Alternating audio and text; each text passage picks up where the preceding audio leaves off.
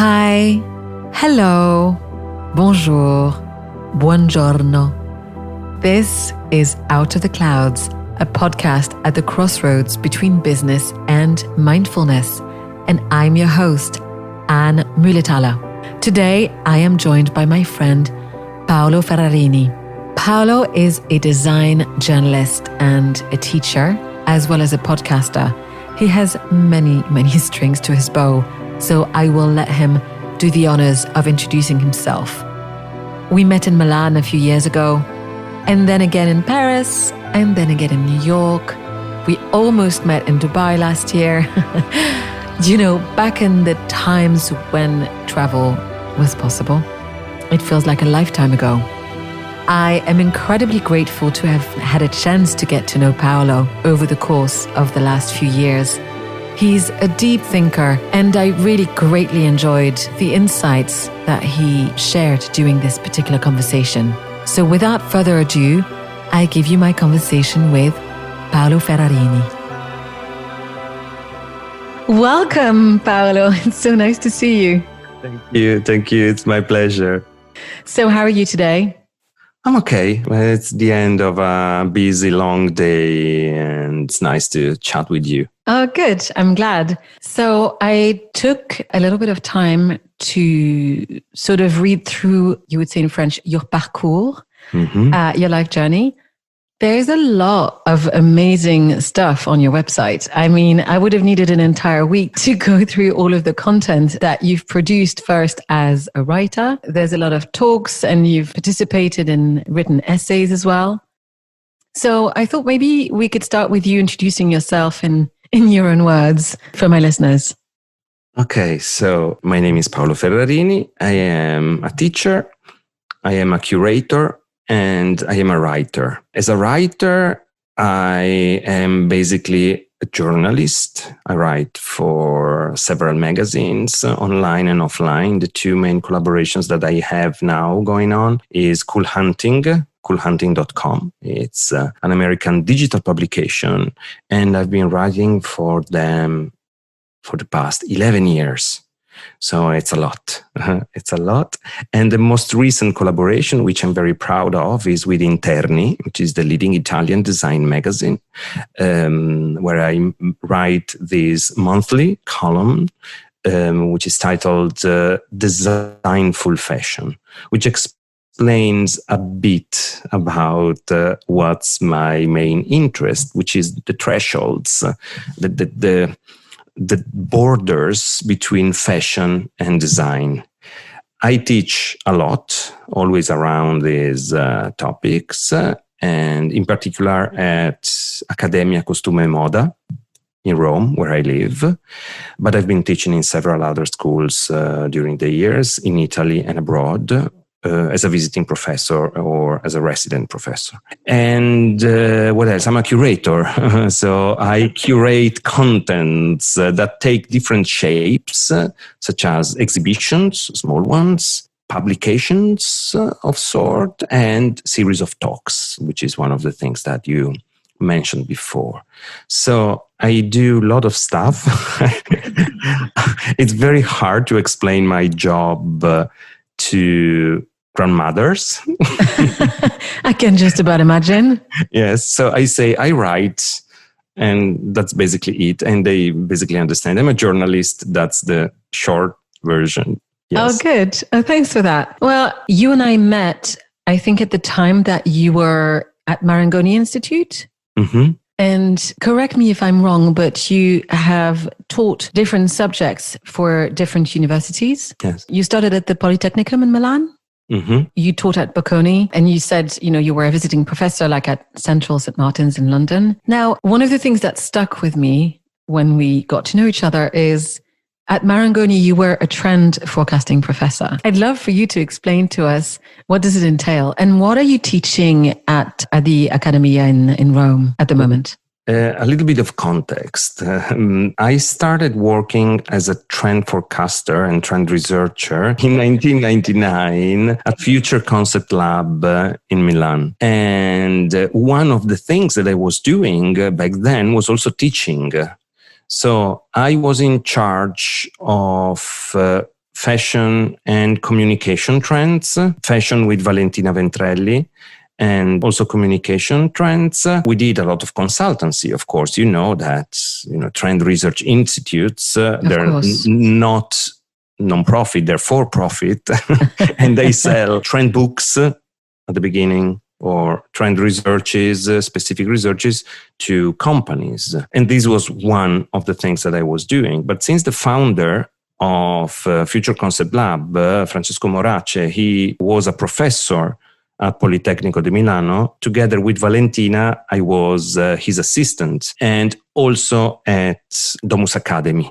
These were the first two schools in Milan where I started to teach how to make trend research. So we were teaching students how to understand trend research, how to make trend research, but also how to read trend researches, because several of these students were going to work very soon in big companies.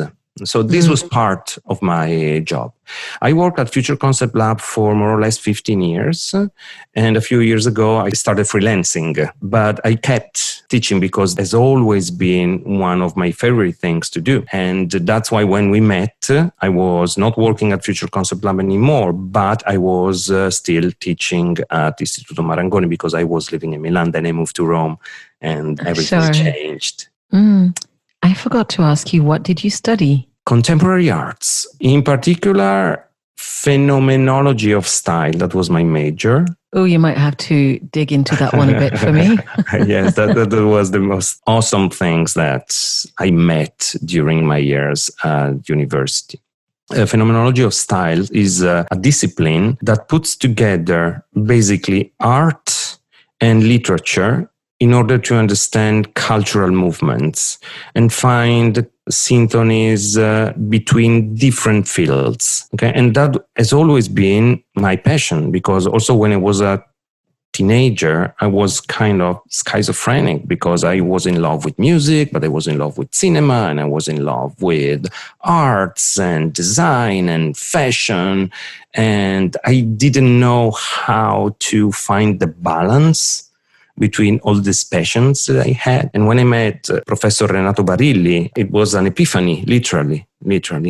And so my thesis was pretty experimental, because basically at Bologna University, there were no fashion studies back then. There was no design studies, but only art in all of its forms, but applied arts for some things, but basically it was art history. So I proposed to Professor Barilli to work on design and fashion. So my thesis was about the design of Italian footwear after World War II, the birth of Italian fashion made in Italy, so all the whatever is in the history books. So I was trying to understand the history of contemporary Italian fashion through the lens of shoes and design. And it was pretty experimental, because there were parts in which I made comparisons. Of course, it was a phenomenology, comparisons between the work, for example, of Andy Warhol and Elio Fiorucci, or Enzo Mari, the Italian designer, and Courage. And there were, or Ferragamo and Pierluigi Nervi. Were doing this. I discovered that they were doing the exact same structures for stadiums and sports venues. Pierluigi Nervi, the architect, and Salvatore Ferragamo to make platforms and heels. Well, my dream, I don't know if I will ever make it, but would be to write a book with a parallel history of shoes and chairs. Oh my God, I love chairs. And I love shoes. I'm buying your book. Go ahead. Okay. I'll start writing that. Then after university, I wanted to study something in fashion. And Bologna, the area of Bologna, of Emilia-Romagna, there's a lot of fashion production. So back in the days, there was this, it was not a master's, but it was a postgraduate course aimed at forming product managers. So I started attending this course to become a product manager. This course made me realize that I was not going to be a product manager, that I wanted to study, to talk about fashion, not make fashion. I'm not a designer, and I don't care about how many buttons are there in a shirt or how many meters of thread it takes to make t-shirt. Well, it's not my thing. I'm very happy that there's people who love to do that, not me. And so that's when I realized that I wanted to do something more maybe cerebral, maybe more intellectual. One of the teachers at this course was Francesco Morace. And so I started working for him and for Future Concept Lab. So that was the link between my studies and my profession. We've never talked about that. Yeah. You know what? I've been lucky. I realized that I've been very lucky to meet these great people, and that show me the direction of what now I can say after a few decades has been at least my career so far. Yeah, that makes sense. I was going to lead us into talking about production and the creative process, because as a writer, as a journalist for Cool Hunting, you document the creative process. Mm-hmm. Actually, we got to know each other better when you were on a press trip and you were documenting the process of making beautiful men's leather shoes in a fantastic factory on the outskirts of Naples. So I'm guessing that your love of this process, of the backstage process of making things, started when you did that course? Or is it, I feel like we share a love of craftsmanship. Yes, absolutely. I like to understand how ideas are born and how things are born. I'm very curious, and probably because I cannot make things with my hands, I really admire people who can do that. And it doesn't matter if it's a piece of technology or a leather bag. It doesn't really matter. As long as I see something that works, that does its job perfectly, I'm fascinated by that. And it really doesn't matter the field or the goal. It's very interesting sometimes to understand the design process. So how ideas became a project. But it's also extremely interesting to see how this project becomes a thing, an object. I remember when I was a kid, of course, as I said before, music was one of my favorite things. I was living in a tiny, tiny village in the Italian countryside. My mother was working in fashion, and so I had fashion magazines at home. My father was a teacher, and he was in love with design. And so he was buying all sorts of design magazines. So I spent afternoons, in particular during the summer, afternoons browsing through these amazing magazines. And the other thing that made me dream to go away and find something different were CDs, because of course music was physical, was not totally digital. And I was reading all the sleeves, tiny booklets inside of the CDs. And I was reading all those names, and I was learning those names by heart, because I wanted to imagine how those people were able to make those beautiful things.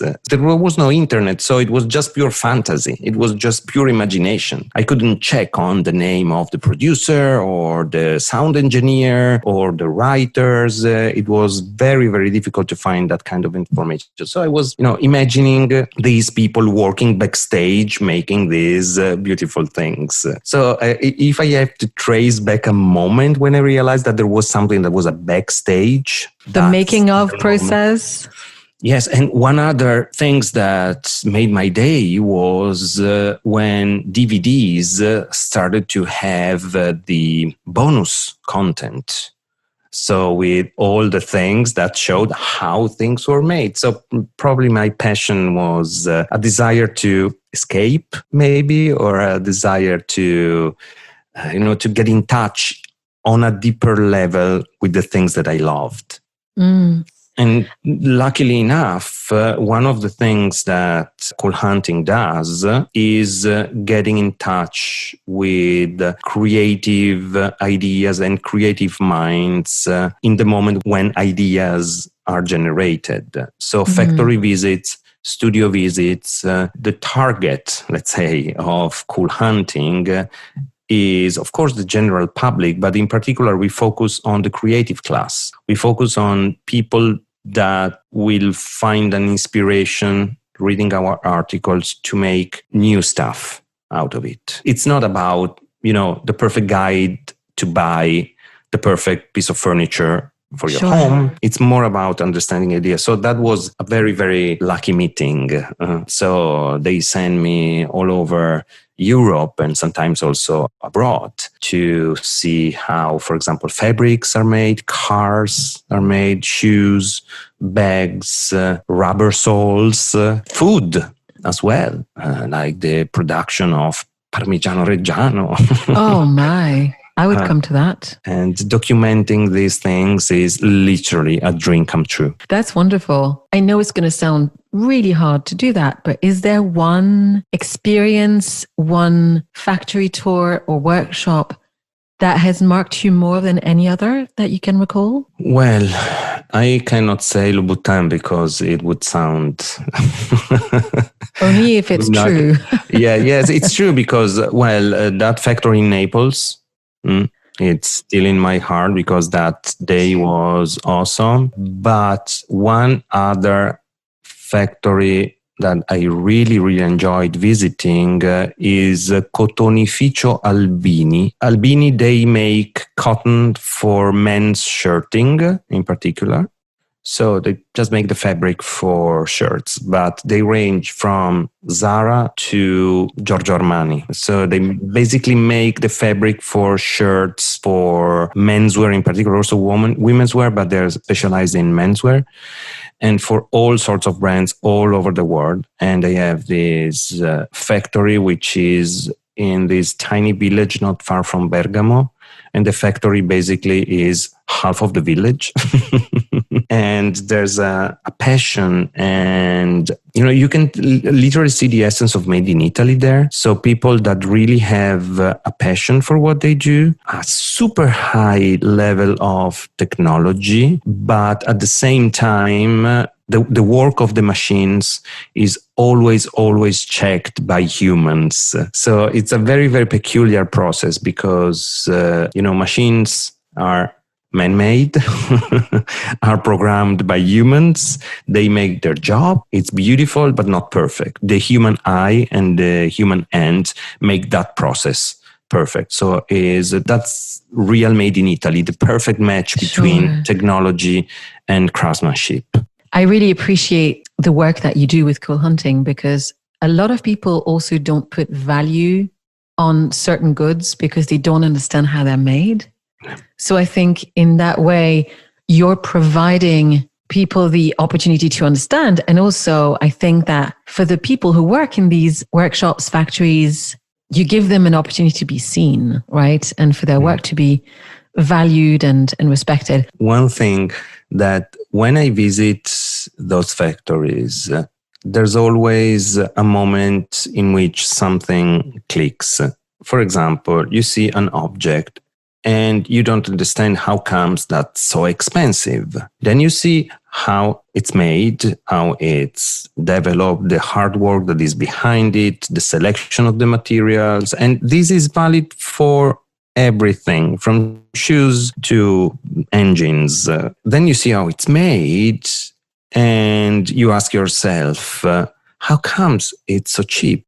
So that aha moment when you understand the true value of things, this is what I try to convey every time I write about production. Of course, if I get that aha moment, because sometimes when you visit factories, you understand that maybe there's not much authenticity. And so in those cases, I don't write about that. I always have the option of not telling that story. That's interesting. I want to add something about this part of your work, because what you did not necessarily explain to our audience is that not only do you write about, but you also photograph. Mm-hmm. Now, we've privately joked about the fact I could be your agent because I'm a really big fan of your photography. So I'm totally leading the question because we've discussed this before. Can you tell me, how did photography become part of your life? Not necessarily just for work, because I don't know how you approached it, that I'd love for you to talk about.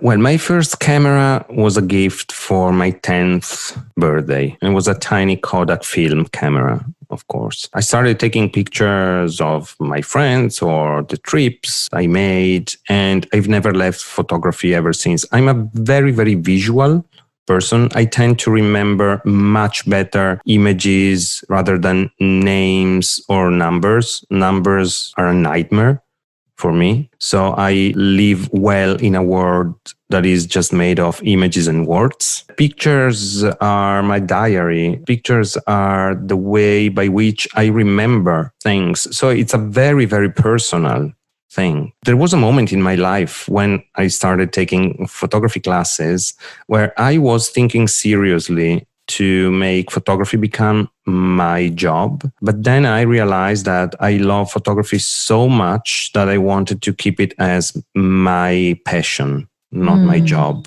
I kind of didn't want to pollute my relationship with photography. Of course, I use it for work a lot. I was taking lots of pictures, for example, in my research work for Future Concept Lab, when we were documenting street styles or emerging trends all over the world. I was traveling a lot, taking pictures of places and supermarkets and people in the streets and so on and so forth.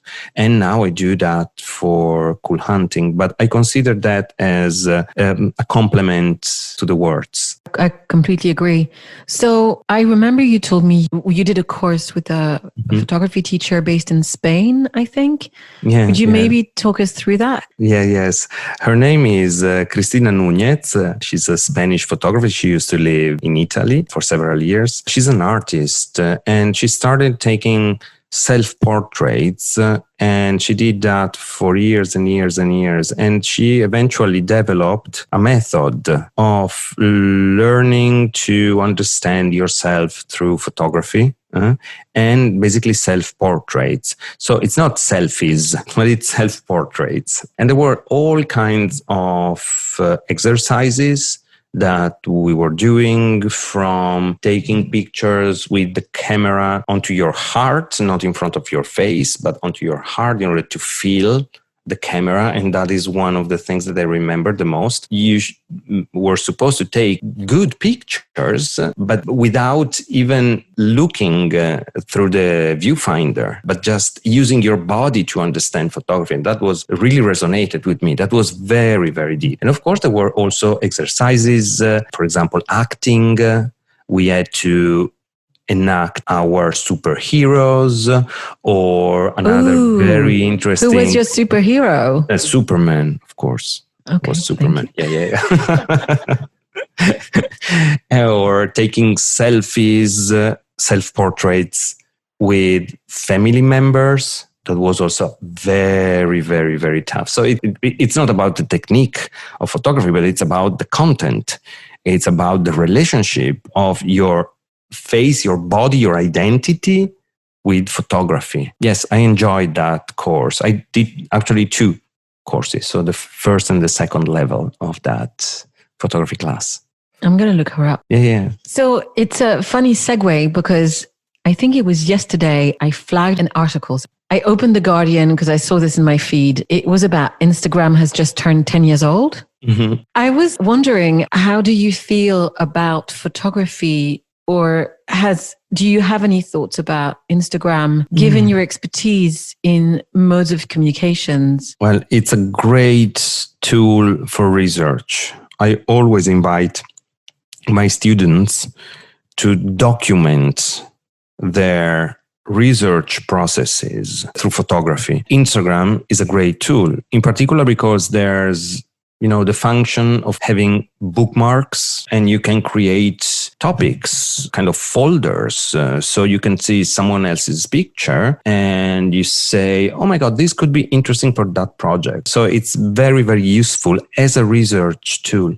But Instagram to me is one perfect example of how you overcome big problems. You might remember the first Instagram, all the images, they looked like Polaroids. I remember. There were filters. And basically, those filters were used to mask the low quality of the images because camera phones were not as powerful as today. And still, screens were pretty big already. So in order to have a decent quality without big pixels, and long story short, the quality of the images was crap.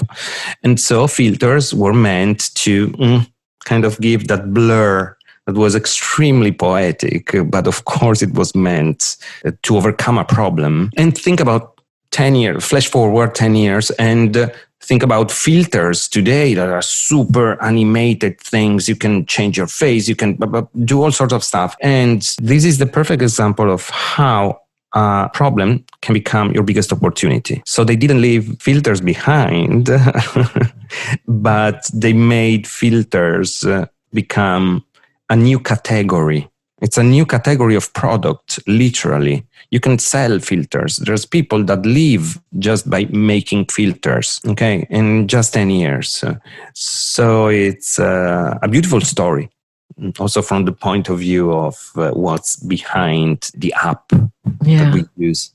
Absolutely. I remember the early beginnings. It segues into the next question I had prepared for you, which is, you've moderated a lot of talks around design and fashion and communication. There was one talk that I looked up a few years ago, I think it was in 2016, which was called Troppo Storie, Too Many Stories. And it was about the ever-present theme of storytelling around design and fashion and communication. So I was wondering what you felt about this notion of storytelling today.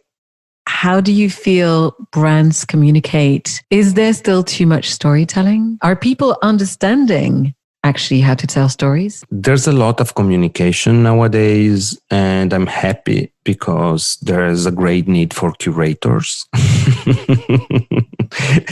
So on both sides, curators that suggest companies which is the right content to make, and also curators that help select the information. Think about, for example, the success of newsletters.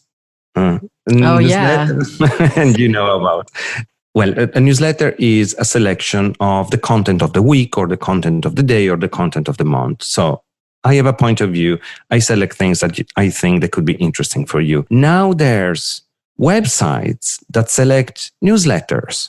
So where you can find a suggestion for your perfect newsletter. So we already are at kind of second stage of curation of content. So it's amazing because it's beautiful to have all these information, but of course there's a lot of noise too. So I strongly believe that the profession of curators, selectors, probably it will change in 5 years. It will be completely different, but it's a figure that in companies will be very, very much needed. Think about, for example, the social media managers. 15 years ago, talking about having a social media manager was like saying to a company, okay, let's go to Mars. And they'll say, I don't need that because, Facebook is just for, chit chat, blah, blah, blah, and there's nothing more. And now if you don't have a social media manager, you're not going anywhere. If you are a big company. So I think it's the same for curation or selection of content. I don't know if these will be the name for the future of this profession. I cannot even imagine how this will evolve. But for the work of company, that will be a key figure. I really appreciate that you went into that direction. In my current job as a consultant, I hear companies often talk about content manager. Mm-hmm. And what I have found most often is that the content managers don't have any influence on the content, that they're actually effectively plugging in what is necessary, in terms of the marketing and sales. And I think this is why a lot of companies find themselves very consumed by the production of content that doesn't necessarily yield any results with their followers, even with their brand loyalists, because it doesn't actually resonate. You need to have a curatorial point of view. Yeah. You need to have a real reason to put this content forward outside of just wanting to make sales. Content needs to come from a place of love. I'm saying something very, very heavy here, but I strongly believe that everybody now is looking for authenticity. Oh, where is authenticity? I think that companies should find their role in the world. Easy as that. They should go into therapy sometimes. They should understand that, of course, companies are made to make money, but that's not all. And people recognize that immediately. So love, authenticity, these are the things that companies should tackle, making life better. And when I say better, I mean happier, not just more efficient. And it's such a concrete and tangible thing. So we're not talking about, let's make love, not war. It's not philosophy. This is strategy. And it has to come from something that is truly deeply in the DNA of the company. And then, of course, there's all sort of professional figures that can help you find that. But if companies, founders, the CEOs, whoever is in charge of defining the big strategies, if they don't understand themselves what's their true core, they can make stuff, but they don't make a difference. They don't make history. Yeah. One of the newsletters I've recently subscribed to, it was a very interesting thought piece, because he was reading a book called Postgrowth World. What is our world post-growth? And I think that a lot of what you're referring to is most companies' only goal after getting to a certain size falls on that. How do we grow? Some of the most important coaches and figures in the world, like Tony Robbins, say things like, if we don't grow, we die. What do you do with your company if you look at something else as a metric for success that is not making more money, more sales, or more product? You know what? I come from the countryside. I'm a country boy. And not my parents, my grandparents, they grew up and they worked in the countryside. And I know seasons. And if you know seasons, you know that for something to grow, something has to die. So growth is constant.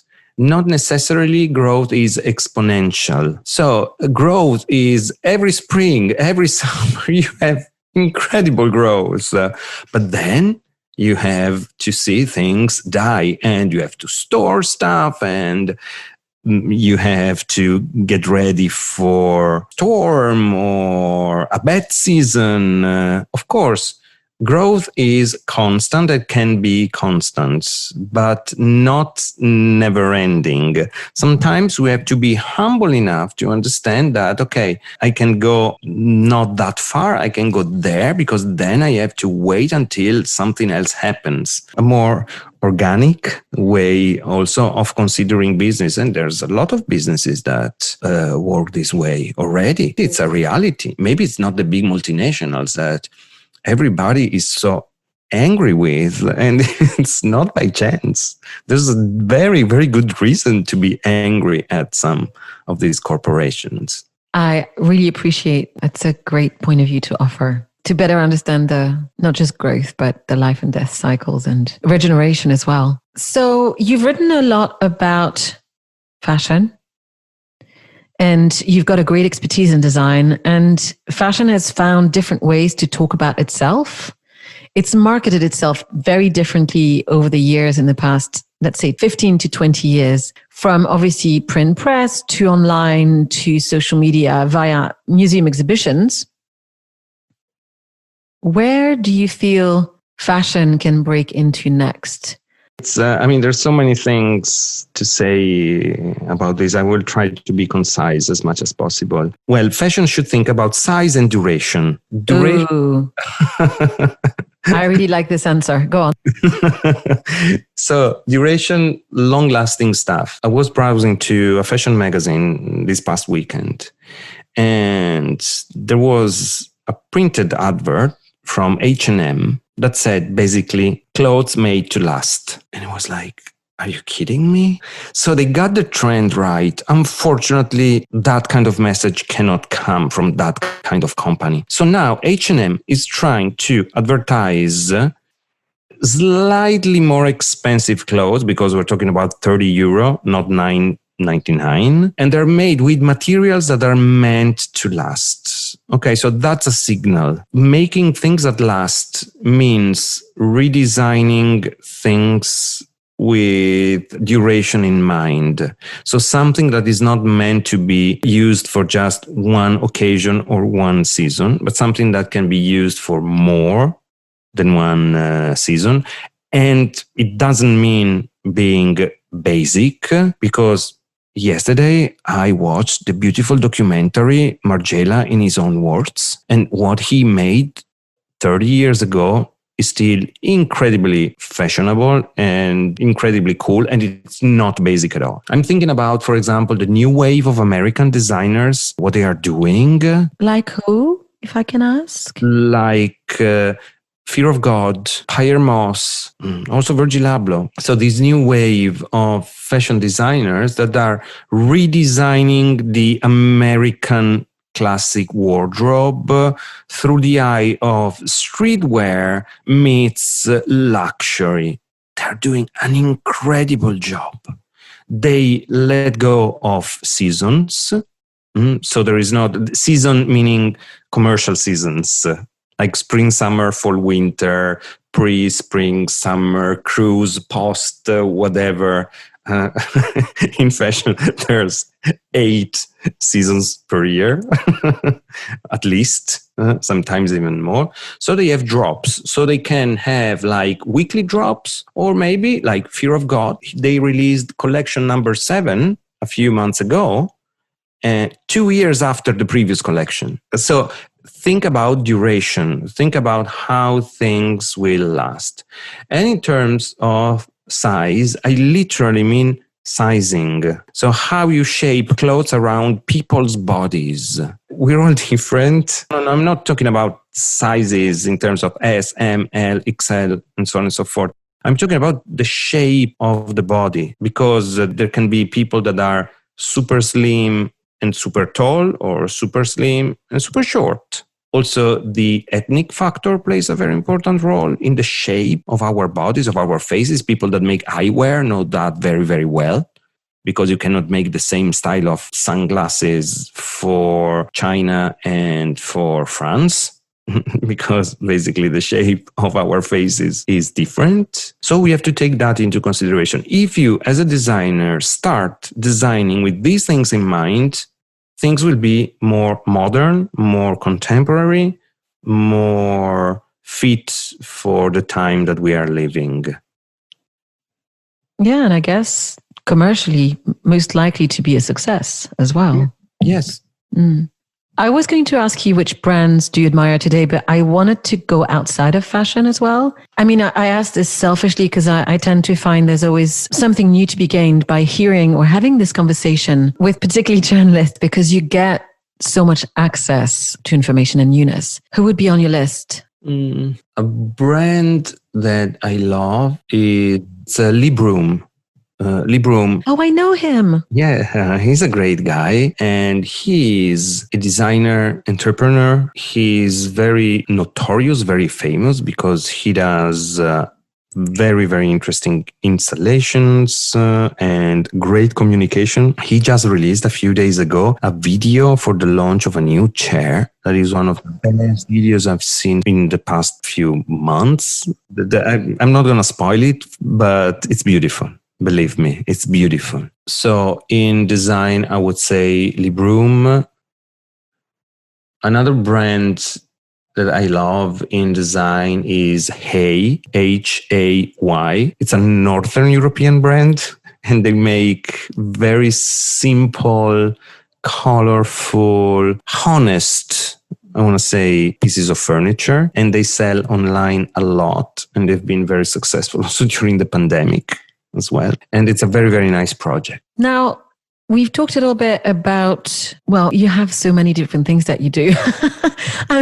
So as a curator, so you were on the committee for the Brera Design Days, and you also were for the Milan Design Awards. And I went to Milan for work years ago. I highly disliked my experience of Milan at the time. I found it a really exhausting city, and I felt it physically, strangely enough. And when I went back a few years ago, I felt the city had transformed. And I was wondering, what do you think has the design industry done for that city?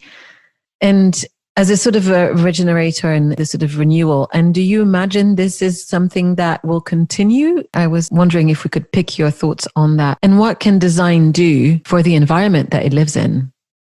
Well, the case of Milan, I think, is unique in the world. It's basically impossible to replicate because, first of all, Milan is a tiny city. It's not as big as many European cities. It's not even 2 million inhabitants. And also there's a high density. So also the surface of the city is very small if compared to Rome, where I live, which is massive. Design is literally everywhere because you have the production of design in the outskirts of the city, in some cases also inside of the city. Some of the Milanese brands, they don't even say made in Italy, they say made in Milan, because actually it's true. Everything is made from scratch in Milan. You have the designer studio in the city. You have the schools, the design schools. And since education in design is a business nowadays, they're growing and growing and growing. And there's several of these schools. You have the retail and you have the communication, as well as the trade. So you have the design magazines and you have the Salone del Mobile, the Milan Design Week. So there's no other city in the world that has all that it takes to make design part of the DNA of the city itself. In addition, in the past few years, since design is a very, very important financial and economic factor for the life of the city, they found very, very clever partnerships also with the municipality, so with the city administration, to make meaningful stuff for citizens that are not in design, not design experts or not architects or not designers themselves. So, for example, places such as Base,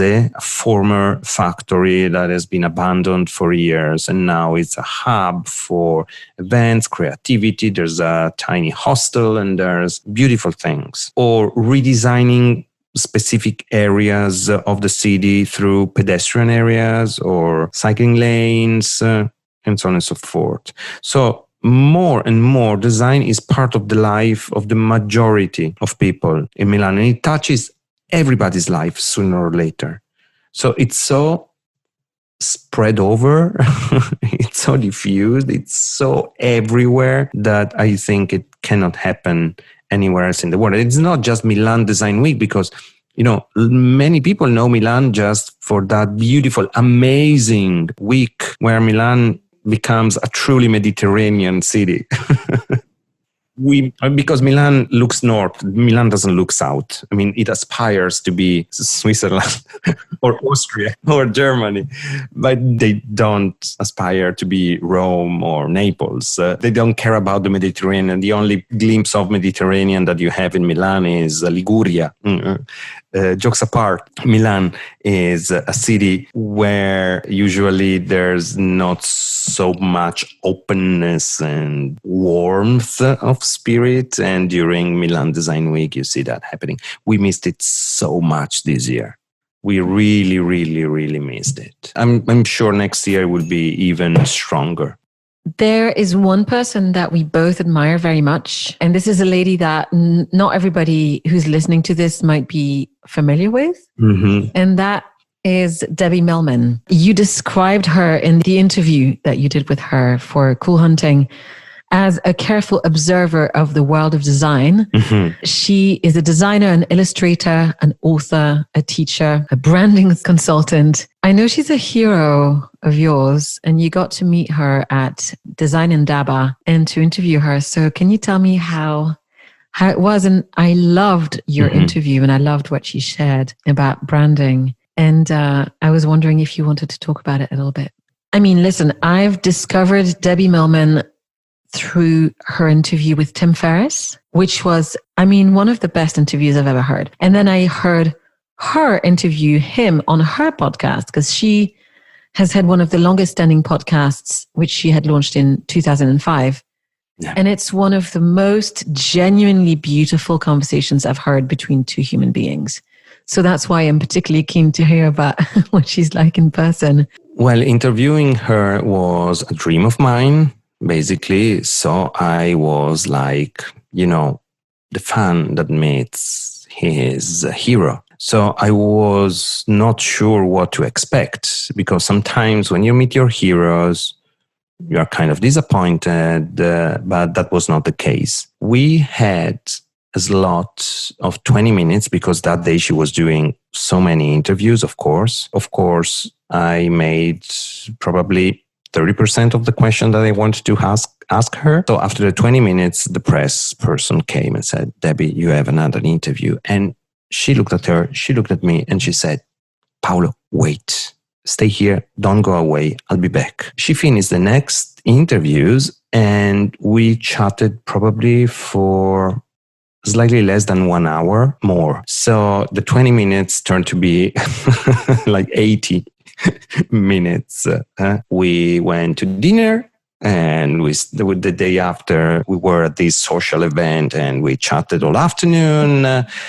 So we became friends, basically. Well, last week I interviewed her live for a podcast. So it's like the world upside down for me. So having to interview the person who inspired my own podcast. This new podcast is for Edit, which is a design fair that takes place in Naples in mid-October. I read about it on the Cool Hunting and I started following them on Instagram. It looks amazing. Yes, I was there last year in spring, and it was the first edition. Edit is an independent, tiny fair curated and conceived by two women, Domitilla Dardi and Emilia Petruccelli. They're two great women. There's a more cultural side, which is Domitilla, and a more commercial side, which is Emilia. And the goal is to promote the design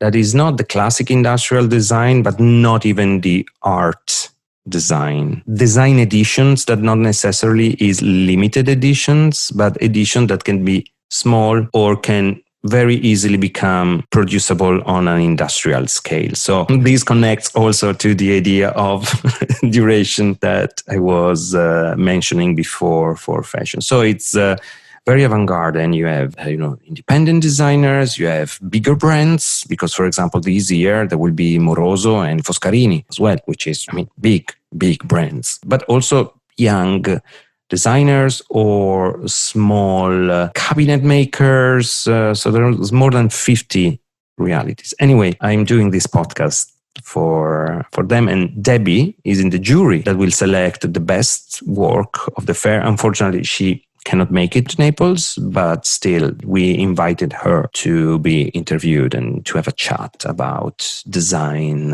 and what happens around, creativity nowadays. So I had the chance to speak again with her, and that was beautiful. I am so looking forward to that. Dreams come true, my dear. I'm so happy to hear that as well. So this next question is a dedication to Debbie. Paolo, so why does design matter?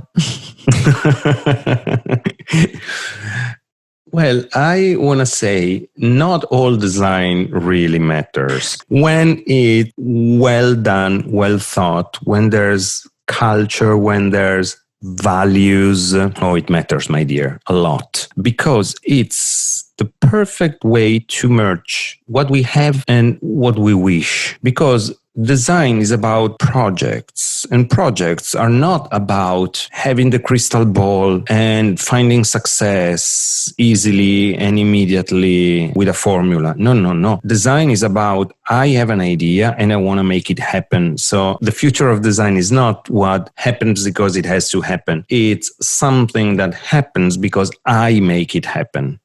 And that's the kind of future that I love. And that's the kind of future of design.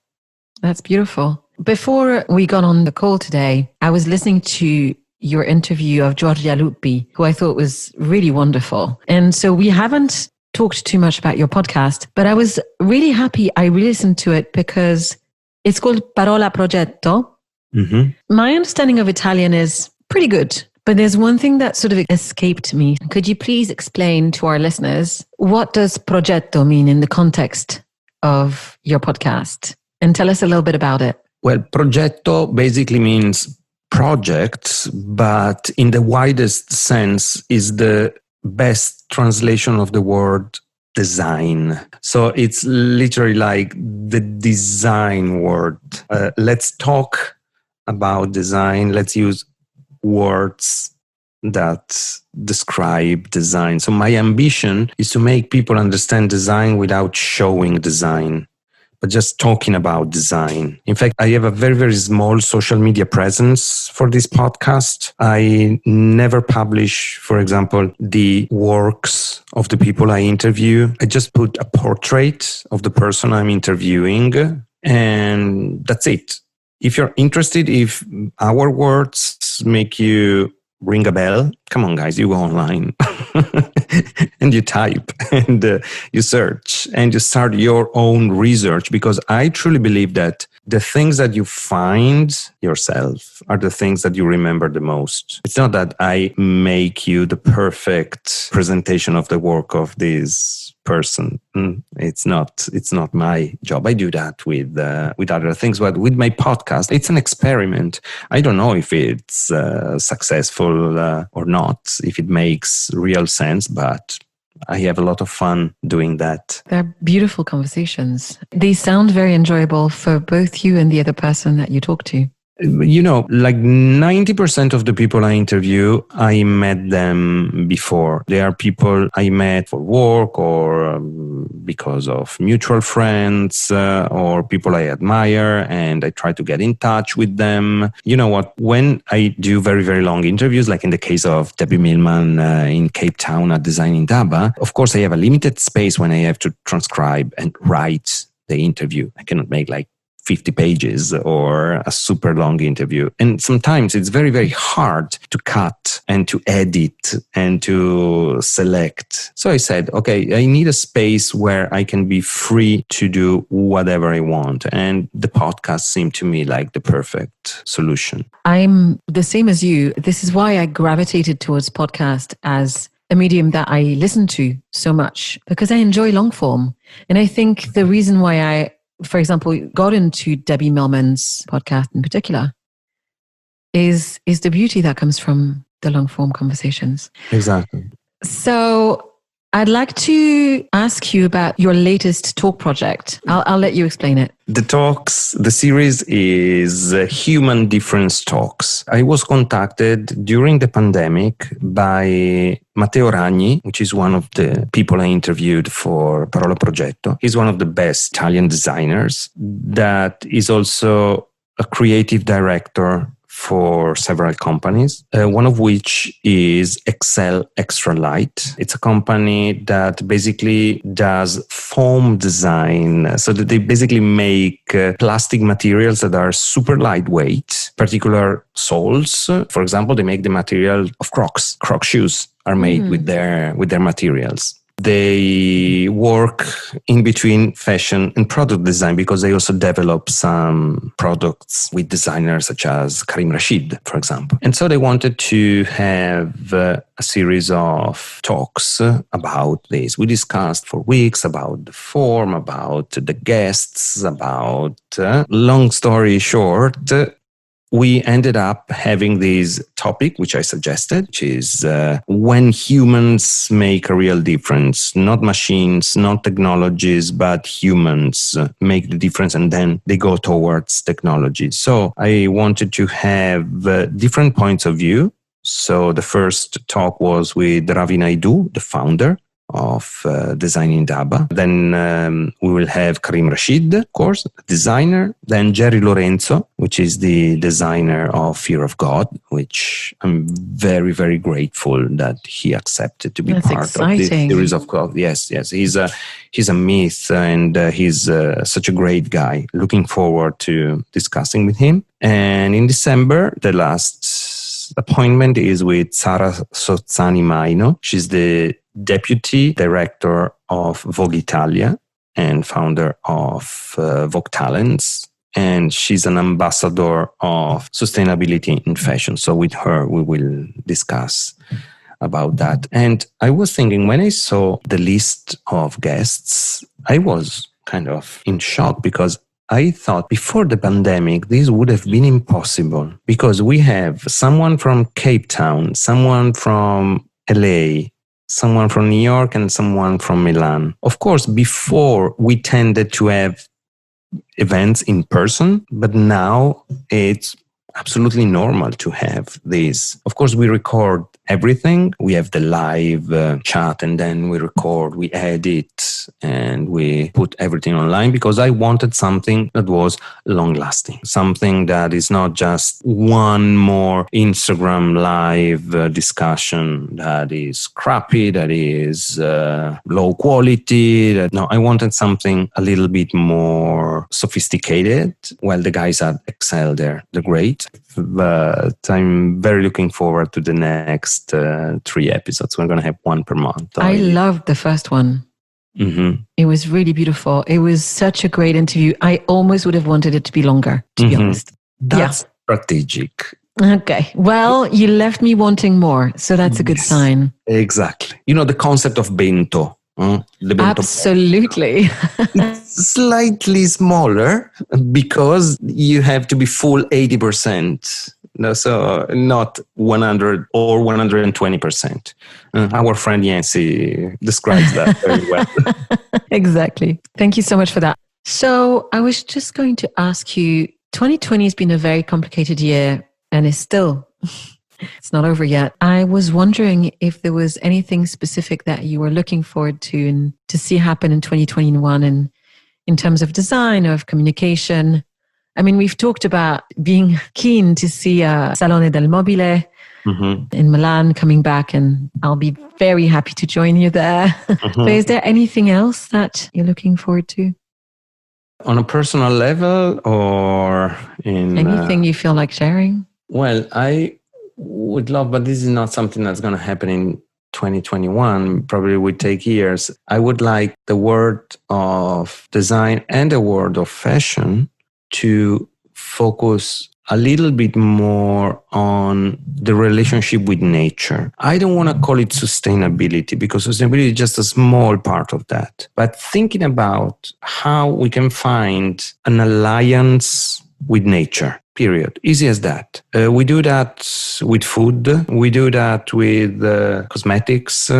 But fashion and design, they have a long way to go. And I really hope that they will accelerate and start to be more in fine-tuning with such contemporary issues. I really appreciate the way that you are wording it.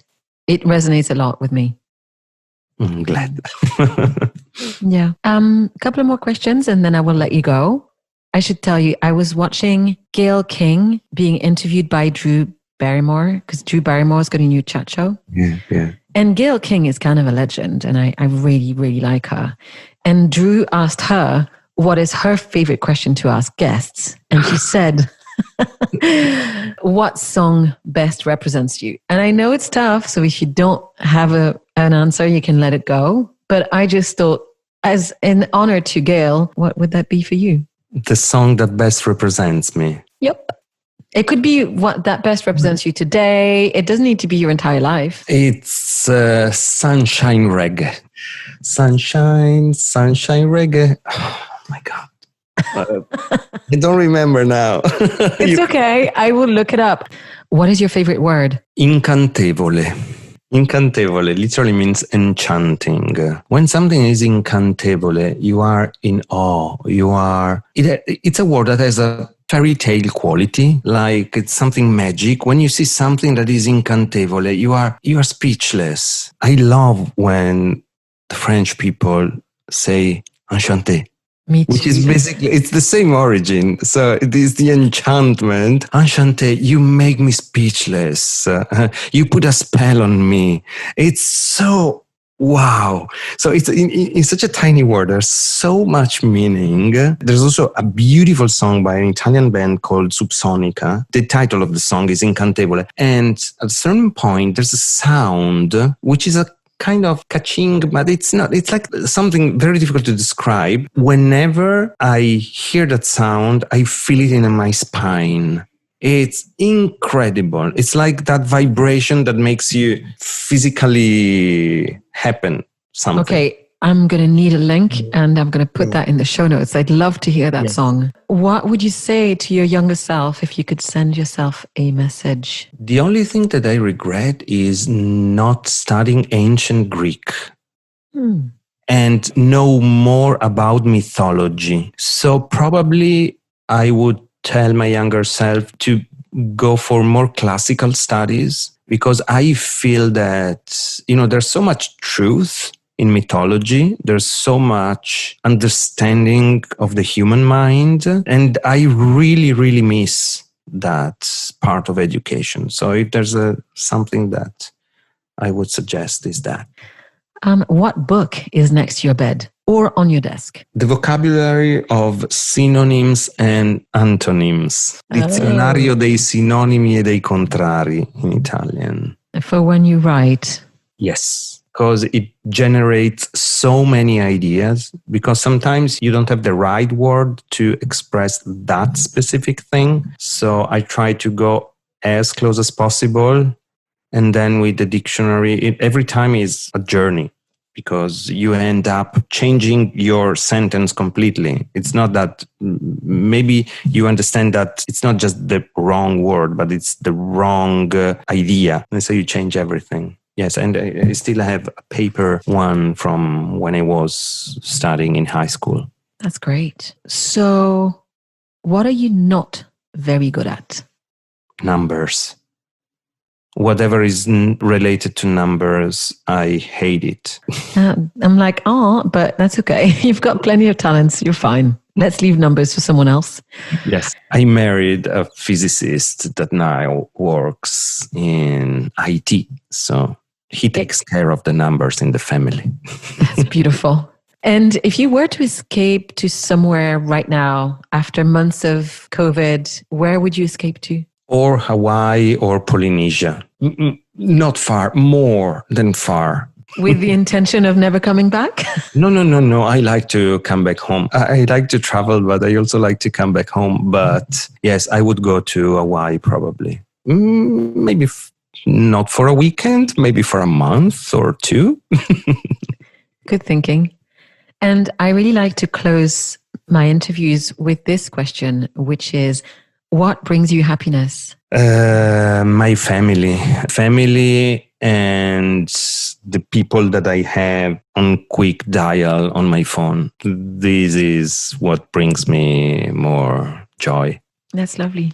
Well, Paolo, thank you so much for giving me so much of your time today. It was such a pleasure.